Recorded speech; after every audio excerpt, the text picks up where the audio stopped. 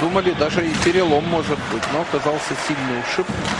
Пропустил он сколько? 3 матча.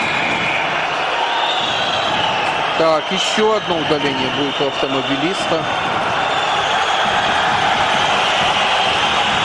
Это, вы видите, Радулов пострадал в этом эпизоде.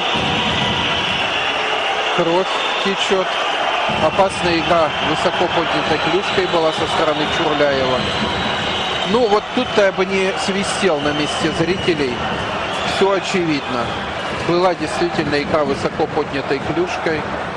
И не ограничится арбитр одним лишь 2-минутным штрафом. В данном случае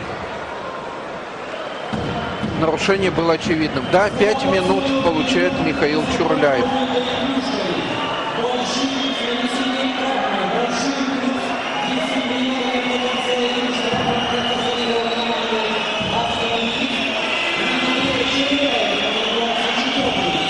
Большим и дисциплинарным до конца игры. Ну, в протоколе это нарушение записывается как 5+20.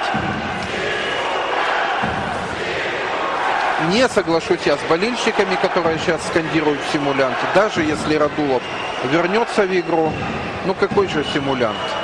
Не сам себе он тут разбил лицо. В общем, через 5 минут выйдет хоккеист.